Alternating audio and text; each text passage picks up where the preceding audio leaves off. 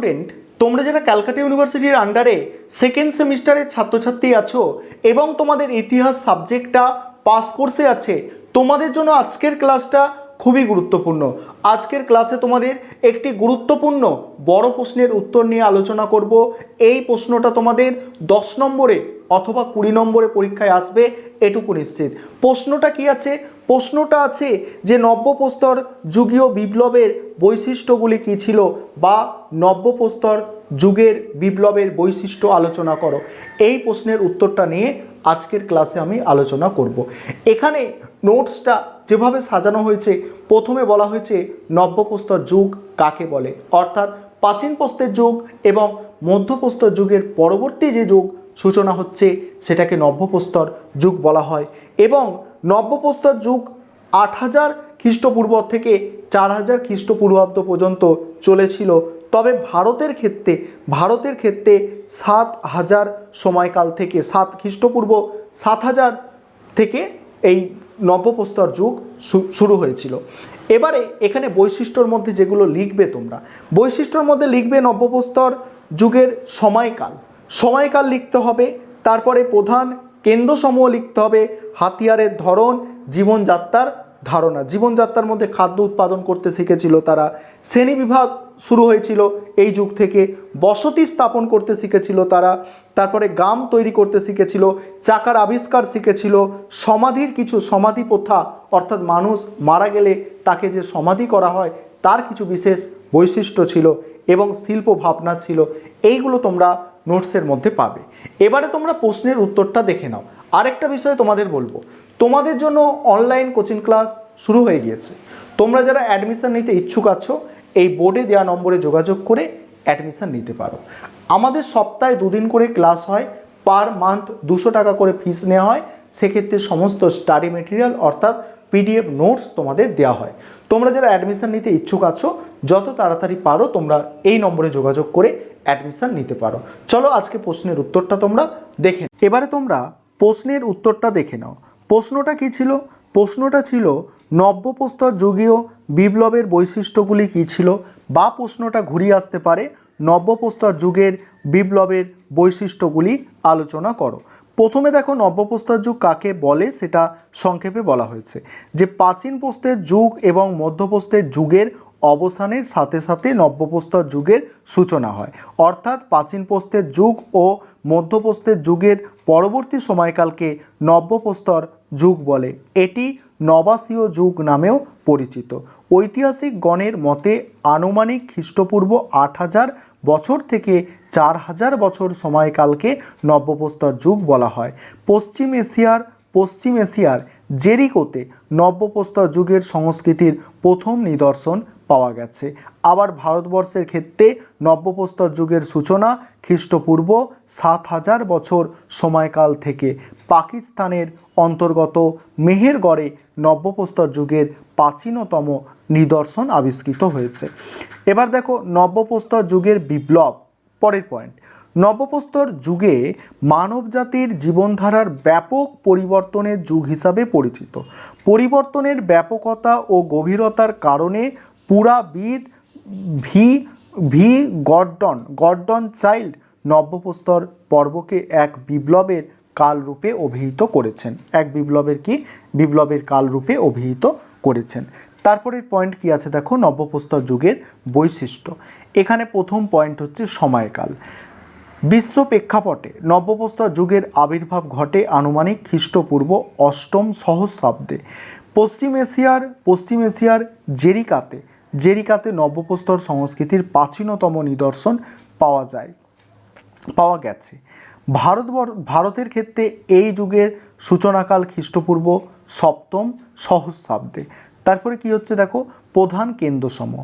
ভারতবর্ষে নব্যপ্রস্তর সংস্কৃতির গুরুত্বপূর্ণ ও প্রাচীনতম কেন্দ্র ছিল বোলান গিরিপথের সন্নিকটে মেহেরগড়। এছাড়া কাশ্মীর উপত্যকায় বুরজাহোম, অসমের পার্বত্য অঞ্চল, মেঘালয়, গুজরাট, কর্ণাটক, তামিলনাড়ুর নানা অঞ্চলে নব্যপ্রস্তর সভ্যতার অস্তিত্ব খুঁজে পাওয়া গেছে। পরে বলা হচ্ছে দেখো হাতিয়ারের ধরন। এই সময় মানুষ পাথর দিয়ে পাথর ঘষে হাতিয়ারগুলিকে মসৃণ ও ছুঁচালো করতে সক্ষম হয়। এই যুগের হাতিয়ারগুলির মধ্যে মসৃণ লম্বা ধারযুক্ত কুঠার, ছুঁচালো লম্বা মাটি খননের উপযোগী অস্ত্র, হাতুড়ি ইত্যাদি অনেক বেশি কার্যকারী ছিল। পরের পয়েন্ট হচ্ছে জীবনযাত্রার ধরন। প্রথম পয়েন্ট সেক্ষেত্রে খাদ্য উৎপাদন। এই যুগে মানুষ খাদ্য সংগ্রহক পর্ব থেকে খাদ্য উৎপাদক পর্বে উন্নীত হয়। এই সময় মানুষ মাটিতে শস্যবীজ রোপণ করে খাদ্য উৎপাদন করতে সক্ষম হয়। আনুমানিক খ্রিস্টপূর্ব 7000 অব্দে মেহেরগড়ে কৃষিকাজের সূচনা হয়েছিল। সম্ভবত প্রথমে যবের চাষ হয়, পরে কার্পাস, গম ইত্যাদি উৎপাদন শুরু হয়েছিল। এই সময়টিকে বলা হয় কৃষির উন্মেষের পর্ব। পরের যে পয়েন্ট আছে শ্রেণীবিভাগের সূচনা। নব্যপ্রস্তর যুগে প্রয়োজনের অতিরিক্ত উৎপাদন করা সম্ভব হয়। এই উদ্বৃত্ত শস্য দখল করে এক শ্রেণীর মানুষ সমাজ ও অর্থনীতিতে কর্তৃত্ব করতে শুরু করে। এইভাবে সাধারণ কৃষির পাশাপাশি বণিক, প্রশাসক, জমির মালিক ইত্যাদি নানা সামাজিক শ্রেণীর আবির্ভাব ঘটে এবং সামাজিক শ্রেণীবিন্যাস শুরু হয়। তারপরে বলা হচ্ছে দেখো বসতি স্থাপন। বসতি স্থাপনের ক্ষেত্রে কি বলা হচ্ছে দেখো, খাদ্য সংগ্রহক মানুষের খাদ্যের সন্ধানে নানা স্থানে ঘুরে বেড়াতে হতো, কিন্তু নব্যপ্রস্তর যুগে কৃষি উৎপাদন ও পশুপালনে দক্ষ মানুষ একই স্থানে বসবাস করার সুযোগ পায়।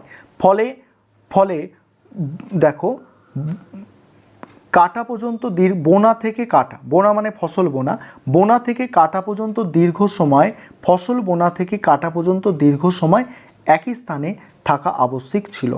তাই মানুষ স্থায়ী বসবাস নির্মাণের দিকে নজর দেয়। পরের পয়েন্ট বলা হচ্ছে দেখো গ্রাম সমাজ। গ্রাম সমাজ এখানে কি বলা হচ্ছে দেখো, এই স্থানে বসতি গড়ে তোলার ফলে গ্রাম গড়ে ওঠে। মেহেরগড়ে এই ধরনের নবাসীয় গ্রাম আবিষ্কৃত হয়েছে। চাষবাসে জলের প্রয়োজন ছিল, তাই গ্রামগুলি মূলত নদীর ধারেই গড়ে উঠেছিল।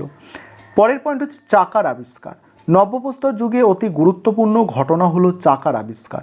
এই যুগে কোমরের চাকা ঘুরিয়ে মৃৎপাত্র তৈরির কৌশল মানুষ শিখেছিল। পরবর্তীকালে এই চাকার ব্যবহার করে গতিসম্পন্ন যান তৈরির কৌশল মানুষের কারায়ত্ত হয়েছিল। তারপরে হচ্ছে সামাজিক প্রথা। পরের পয়েন্ট হচ্ছে দেখো সামাজিক প্রথা। এই যুগে মানুষ মৃত্যুর পরবর্তী জীবনে বিশ্বাস করত, তাই মধ্যপ্রস্তর যুগের মতোই এই যুগে মৃতদেহে সমাধিতে নিত্য জীবনের নানা উপকরণ রাখা থাকতো। মৃতদেহে লাল রঙের প্রলেপ দেওয়া হতো। তারপরে পরের পয়েন্ট হচ্ছে শিল্প ভাবনা। এই যুগে মানুষ শিল্প কাজেও প্রতিভা দেখায়। মৃৎপাত্র নির্মাণ শিল্প এই পর্বে বিশেষ উৎকর্ষ লাভ করে। কোমরের চাকা ঘুরিয়ে রক্তিম ও পীত বর্ণের জ্যামিতিক নকশাযুক্ত মৃৎপত্র নির্মাণ করা সম্ভব হয়। এছাড়া পাথরের বাটি, পুঁতি, লকেট, মাটির মূর্তি ইত্যাদি নির্মাণে এই যুগের মানুষ দক্ষতা দেখিয়েছিল।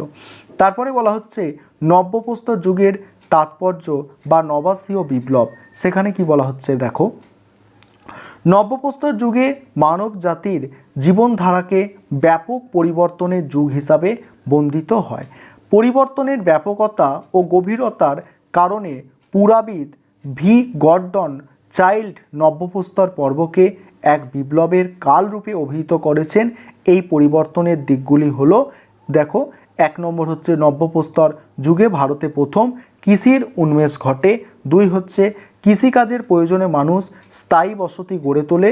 স্থায়ী বসতির ভিত্তি করে গ্রাম সমাজের গ্রাম সমাজের প্রতিষ্ঠা ঘটে।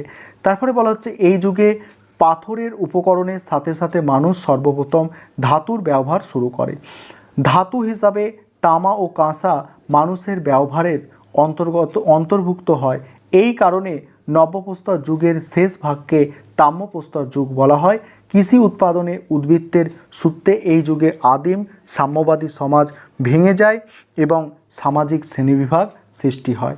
মূল্যায়ন দেখো কি বলা হচ্ছে, আপাত দৃষ্টিতে ধাপে ধাপে আসার পরিবর্তনগুলিকে বিবর্তন বলা যেতেই পারে, কিন্তু মধ্যপ্রস্তর সংস্কৃতির বিকাশ ঘটেছিল প্রায় 25,000 বছর ধরে, কিন্তু নব্যপ্রস্তর সংস্কৃতির সূচনা হবার পর মাত্র 3,000 বছরের মধ্যেই পরিবর্তনগুলি পূর্ণতা পায়। এই বিচারে নব্যপ্রস্তর বিপ্লব বলছে, এই বিচারে নব্যপ্রস্তর বিপ্লব কথাটি অবান্তর নয়। তবে বলা যায় যে নব্যপ্রস্তর যুগের আদি মানব সভ্যতার যথার্থ আধুনিক সভ্যতার দ্বারপ্রান্তে পৌঁছেছিল, এ বিষয়ে কোনো সন্দেহ নেই। এই ছিল তোমাদের আজকের ক্লাস।